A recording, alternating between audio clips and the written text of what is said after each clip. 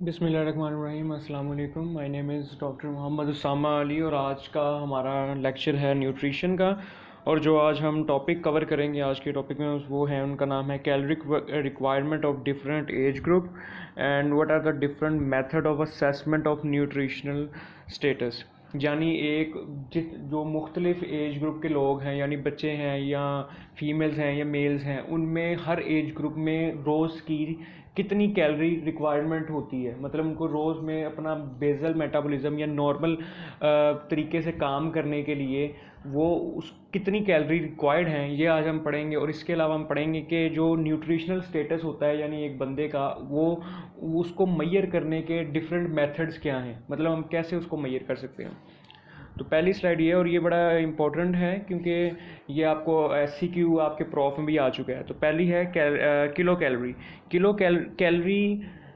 Calorie की definition क्या होती है? It is the amount of heat required to raise the temperature of 1 kilogram of water through 1 degree Celsius.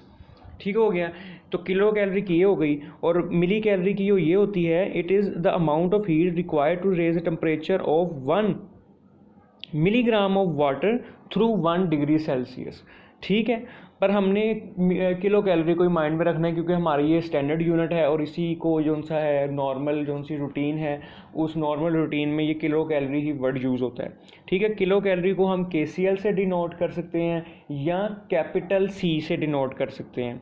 ठीक है, और ये जो सा आपको पता है कि कार्बोहाइड्रेट का अगर 1 ग्राम हो, ठीक है, उस 1 ग्राम में 4 किलो कैलोरीज होती हैं। इसी तरह प्रोटीन का 1 ग्राम हो, उसमें भी कितनी किलो कैलोरीज होती हैं? उसमें 4 किलो कैलोरीज हैं।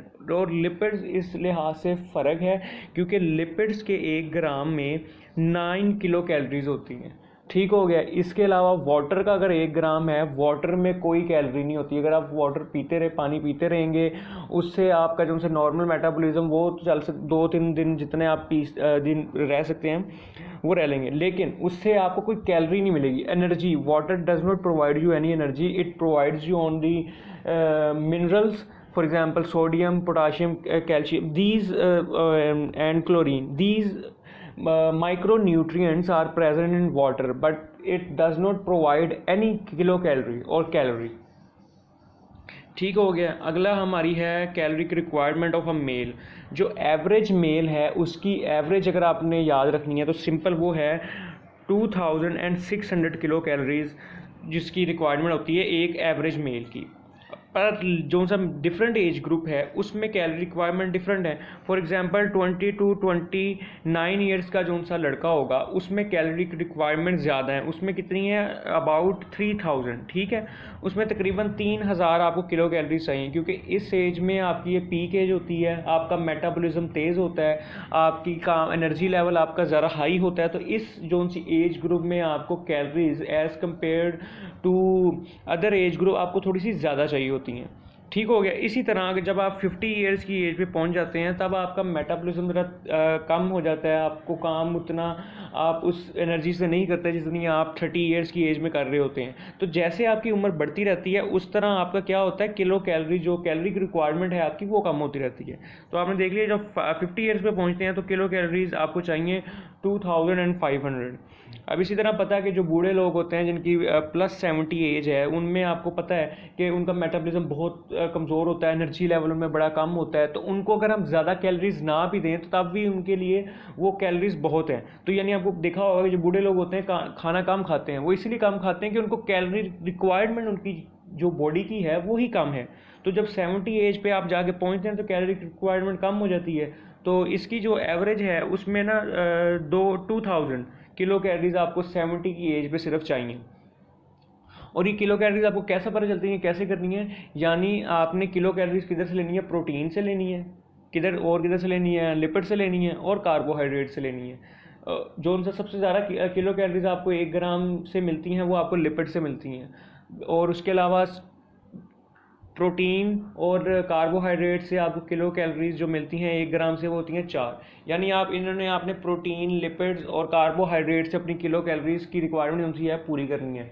और आपको ये भी पता है कि आपको एक इंसान को नॉर्मल तरीके से अच्छी मेटाबॉलिज्म के साथ, और अगर आपने WHO के मुताबिक सही सेहत के साथ जिंदा रहना है तो आपको एक दिन में 60% जो आपकी फूड है ना उसमें 60% आपको क्या होना चाहिए, कार्बोहाइड्रेट होने चाहिए।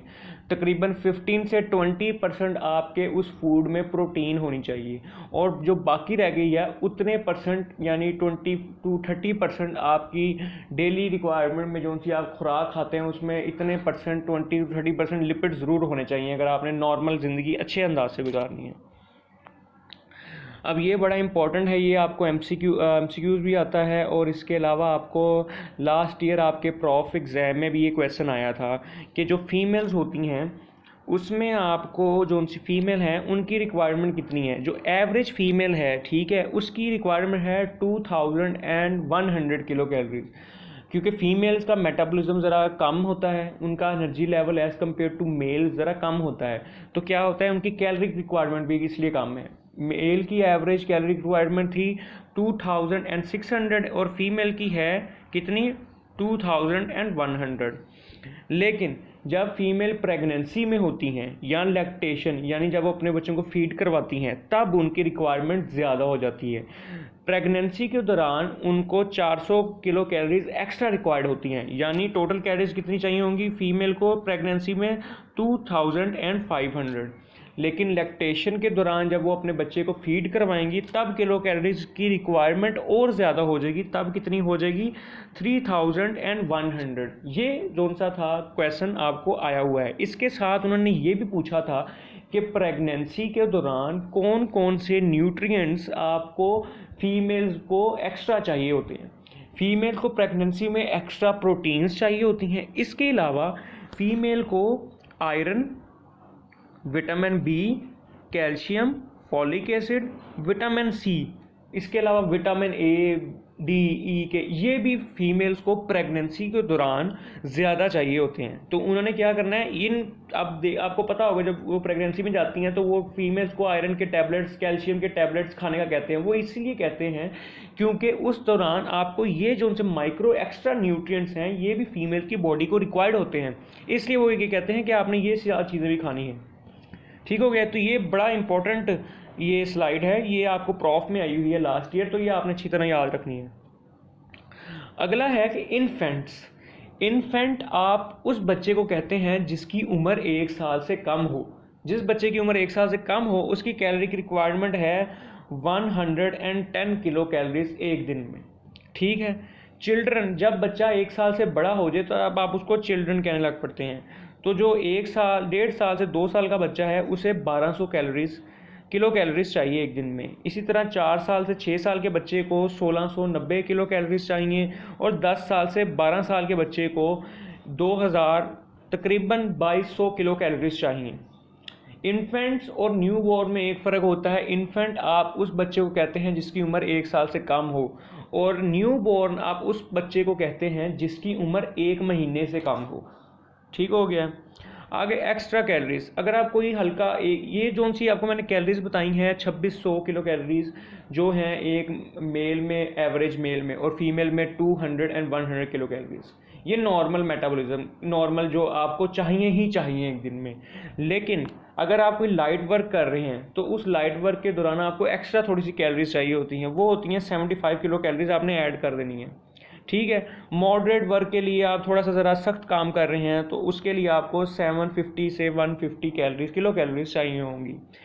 ठीक है। हार्ड वर्क यानी आप कोई जिम वगैरह जा रहे हैं तो आपको 2600 किलो कैलोरीज के साथ साथ 150 से 300 किलो कैलोरीज मज़ीद चाहिए होंगी।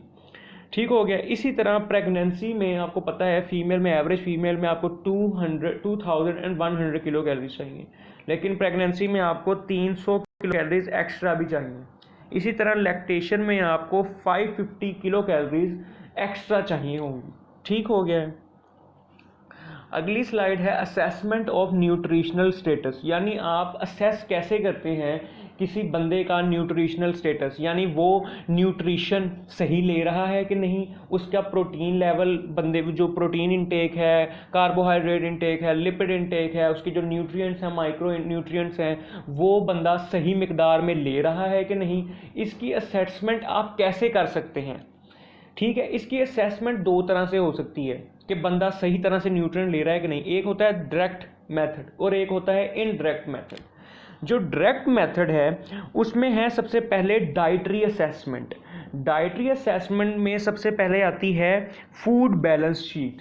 ठीक है, फूड बैलेंस शीट का मतलब ये है कि फॉर एग्जांपल एक जगह में थोड़ी सी पॉपुलेशन रहती है, फॉर एग्जांपल एक टाउन है, वहाँ पे कोई पॉपुलेशन रहती है।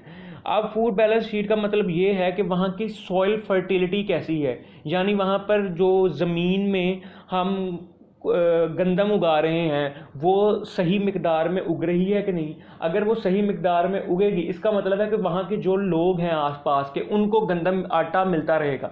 ठीक है, अगर फॉर एग्जांपल किसी वजह से वहाँ पे ज़मीन ख़राब है और गंदम उग ही नहीं रही तो क्या होगा, वहाँ पे यानी आसपास के लोगों को आटा उस मिकदार में नहीं मिलेगा जिस मिकदार में उनको पहले मिलना चाहिए था। तो इससे क्या होगा, वहाँ पे गंदम की कमी हो गई। ठीक है, आटे की कमी हो गई। आटे की कमी होगी तो क्या होगा, कार्बोहाइड्रेट की कमी हो जाएगी।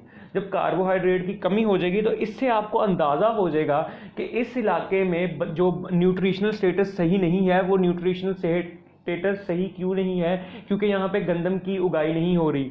ठीक है, यहाँ पे लोगों को आटा नहीं मिल रहा। इस तरह से आपको अंदाज़ा हो जाएगा कि इस इलाके में थोड़ा सा मसला चल रहा है और यहाँ पे वो चीज़ आपको कार्बोहाइड्रेट आवाम को पूरी मिकदार में नहीं मिल रही। दूसरी है फूड कंजम्पशन स्टडीज़।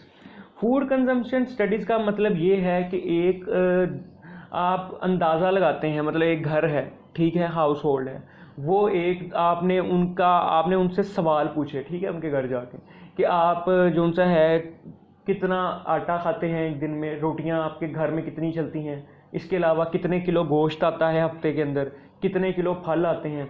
तो इससे आप अंदाज़ा कर लेंगे। अगर फॉर एग्ज़ाम्पल किसी के घर में गोश्त नहीं आ रहा तो इसका मतलब है उस घर में प्रोटीन, क्योंकि गोश्त में होता है प्रोटीन, तो उस घर में प्रोटीन की कमी है लोगों को, क्योंकि ये आपने अंदाज़ा कर लिया उनसे सवाल पूछने से, क्योंकि उनके घर में सब्ज़ी भी आ रही है, उनके घर में आटा भी आ रहा है, चावल भी आ रहे हैं, इसके अलावा फल फूल भी आ रहे हैं। लेकिन आपने पूछा हफ्ते में कितना गोश्त खाते हैं, उन्होंने कहा हम गोश्त खाते ही नहीं हैं। तो इससे क्या होगा, उन जोन सा वो घर है उस घर में यानी प्रोटीन की आप अंदाज़ा खुद लगा लेंगे कि इस घर का न्यूट्रिशनल स्टेटस सही नहीं है। और वो सही क्यों नहीं है, क्योंकि इस घर में तो प्रोटीन ही नहीं आ रही। और WHO के मुताबिक नॉर्मल बंदे को ज़िंदा रहने के लिए अच्छी तरह से, मतलब अपने काम काज सही करने के लिए 15% प्रोटीन चाहिए। और आपने पूछा उनसे सवाल पूछे कि आपके घर तो प्रोटीन आ नहीं रही, तो इसका मतलब है उसमें उनका प्रोटीन लेवल सही नहीं है। अगला मेथड है मेथड ऑफ कलेक्शन डाटा। मतलब ये होता है आपने डाटा कलेक्ट करते हैं, मतलब आपने क्वेश्चन एयर दिए, मतलब एक पेज दिया उस पर क्वेश्चन लिखे हुए थे कि आप एक दिन में आपके घर में कितने फ़र्द हैं, ठीक है, आपकी सैलरी कितनी है हर फ़र्द की, तो हर फ़र्द की सैलरी के बाद आप कितने किलो गोश्त खाते हैं, कितने किलो आप आटा खाते हैं। तो इन सारे डाटा से आपको अंदाज़ा हो जाएगा कि इस घर में न्यूट्रिशनल स्टेटस है कि नहीं। अगर फॉर एग्जांपल आपने सवाल पूछ रहे उनकी सैलरी इतनी ज़्यादा नहीं दी तो इससे आपको अंदाज़ा हो जाएगा कि आपको खाना खाने के लिए कम से कम भी 10,000 या 15,000 की ज़रूरत है, लेकिन उस बंदे में एक घर में सैलरी फॉर एग्जांपल 5,000 है। तो उससे आपको अंदाज़ा हो जाएगा कि इस घर का न्यूट्रिशनल स्टेटस इतना अच्छा नहीं है। ठीक है, इसके अलावा है बायोकेमिकल असेसमेंट। बायोकेमिकल असेसमेंट में आप क्या करते हैं कि आप खून का सैंपल लेते हैं, उस खून के सैंपल में आप देख लेते हैं कि प्रोटीन का लेवल कितना है, कैल्शियम का लेवल कितना है, हीमोग्लोबिन का लेवल कितना है। उससे आपको अंदाज़ा हो जाता है कि आया कि ये इनका न्यूट्रिशनल स्टेटस सही है कि नहीं। अगर न्यूट्रिशनल स्टेटस सही होगा तो उस खून के सैंपल में प्रोटीन का लेवल भी सही होगा, कैल्शियम का लेवल भी सही होगा, विटामिन भी उस खून के लेवल में सही पाए जाएंगे, हीमोग्लोबिन का लेवल भी नॉर्मल होगा। लेकिन अगर उसका न्यूट्रिशनल स्टेटस नहीं सही तो ये सारी जो वैल्यूज़ हैं ये डिरेंज कर देंगी। अगला है बायोफिज़िकल असेसमेंट। बायोफिज़िकल असेसमेंट आप ऐसे करते हैं कि आप फॉर एग्जांपल किसी बंदे का एक्सरे करवाते हैं, उस एक्सरे में आपको हड्डियाँ लगती हैं कि कमज़ोर हैं या हड्डियाँ हल्की हल्की क्रैक हैं या हल्का हल्का फ्रैक्चर है उन हड्डियों में। तो इससे आपको असेसमेंट हो जाएगी कि इस बंदे में कैल्शियम और किसकी विटामिन डी, फॉस्फोरस, इनकी कमी है। तो इससे आपको एक्सरे देख के आपको अंदाज़ा हो जाएगा। तो ये होता है बायोफिज़िकल असेसमेंट। इसी तरह है क्लिनिकल असेसमेंट। क्लिनिकल असेसमेंट में आप क्या करते हैं कि आप बंदे को ओवरऑल देखते हैं, ठीक है, उसको ओवरऑल देखने से ही आपको पता चल जाता है इसने खाना खाया है काफ़ी दिनों से कि नहीं। अगर खाना खा रहा है, अगर कोई बंदा मोटा है तो इससे आपको अंदाज़ा हो जाएगा कि ये अपनी खुराक में क्या ले रहा है, लिपिड्स यानी फैट्स ज़्यादा ले रहा है। अगर कोई बंदा बहुत ही पतला है तो इससे आपको अंदाज़ा हो जाएगा कि ये खुराक इसकी सही नहीं है। तो ये एक मेथड है न्यूट्रिशनल असेसमेंट का। अगला जो बहुत एक इम्पॉर्टेंट है वो है एंथ्रोपोमेट्रिक मेथड। इसमें आप क्या करते हैं, इसमें आप बंदे का वज़न करके देख लेते हैं। फॉर एग्ज़ाम्पल अगर किसी बंदे की हाइट 5 फुट 7 इंच है तो उसका वज़न कम से कम कितना होना चाहिए, 65 किलोग्राम से 70 किलोग्राम तक। अगर वज़न इससे कम है तो इसका मतलब ये है कि ये बंदा खुराक सही नहीं ले रहा और इसका न्यूट्रिशनल स्टेटस सही नहीं है।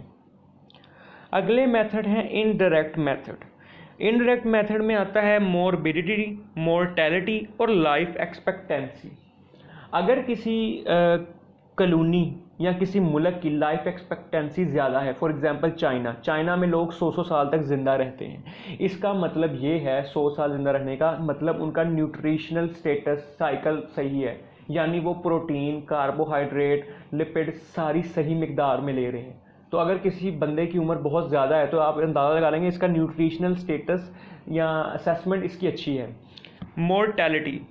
मोर्टेलिटी का मतलब ये है कि एक पॉपुलेशन में या एक इलाके में कितने लोग मरते हैं एवरेज एज से पहले। अगर वो एवरेज एज से पहले मर रहे हैं, फॉर एग्जांपल उनकी वो कैल्शियम किसी चीज़ कमी की वजह से मर रहे हैं, खाना खा रहे हैं लेकिन उस खाने में फ़ैट बहुत ज़्यादा है, उससे आप फैट बहुत ज़्यादा होने से हार्ट अटैक बहुत ज़्यादा हो रहे हैं, तो लोग 60 साल से पहले ही मरी जा रहे हैं। तो इसका मतलब ये है उस इलाके की मोर्टेलिटी बहुत ज़्यादा है, और क्योंकि उनका न्यूट्रिशनल स्टेटस नहीं सही, क्योंकि वो फैट ज़्यादा ले रहे हैं। इसके अलावा है मोरबिडिटी, कि एक इलाके में कितने लोग बीमारी में मुब्तला हैं। अगर एक इलाके में बहुत ज़्यादा लोग खाना खाने की वजह से बीमारी में मुब्तला हैं तो इसका मतलब है उस इलाके का न्यूट्रिशनल स्टेटस नहीं सही।